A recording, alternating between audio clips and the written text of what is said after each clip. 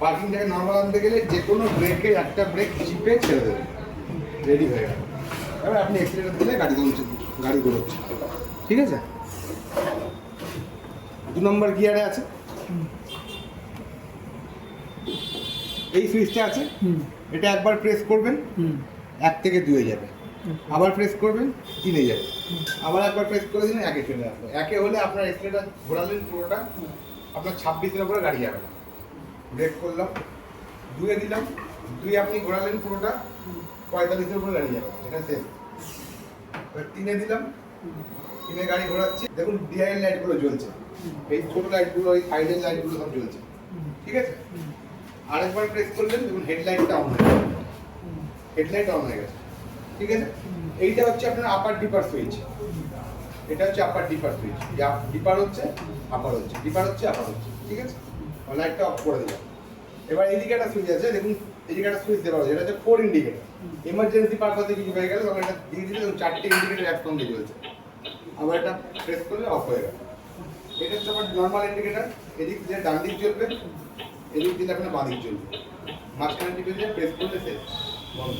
আর এই সুইচটা আছে, এটা হচ্ছে আমার রিভার্স গিয়ারের সুইচ, এই সুইচটা, এটা প্রেস করলে দেখুন এখানে আর লেখা উঠেছে। এবার এটা এক্সিলারেটরটা ঘোরা দেবেন, আপনি এক্সিলারেটরটা ঘোরাবেন, গাড়িটা পেছন দিকে যাবে, ব্যাকে যাবে, ঠিক আছে। সেটা দিয়ে আবার নর্মালে চলে আসবে, এটা হচ্ছে না, ঠিক আছে। চাবি অফ করে দিলাম, চাবি খুললাম।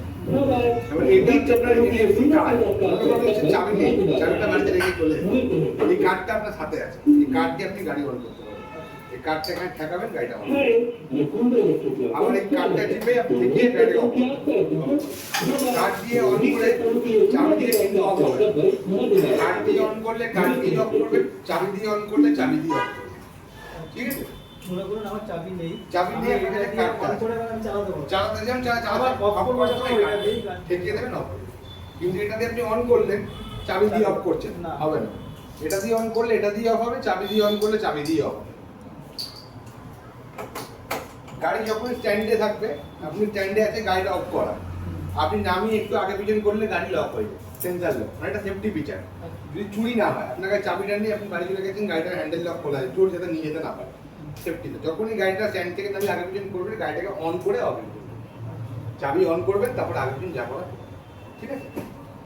এই যে ব্যাগটাকে বুঝে দেবেন, এখানে দেখুন 3টে মুখ আছে, এরকম 3টে মুখ এখানেও আছে, এই যে এই কভারটা আপনি খুললে এখানেও দেখতে পাবেন 3টে মুখ, 3টে মুখে চাবিটা গুঁজে দেবেন, গুঁজে দিয়ে যখন দেখে নিন, লাইটটা দিয়ে ল্যাম্প দিয়ে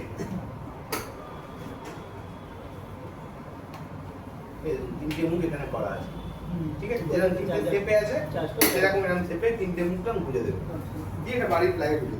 এখানে দেখবেন ব্লিঙ্ক হবে 20%, 40%, 60%, এভাবে ব্লিঙ্ক করতে, যখন ফুল হবে 100% হয়ে যাবে। মানে আমার 30% চার্জ হয়ে গেছে, 60-এ গিয়ে থেমে গিয়ে 80-তে ব্লিঙ্ক করবে, 80 কমপ্লিট, 100 দিকে ব্লিঙ্ক করবে, যেটা হবে ফুল হয়ে যাবে।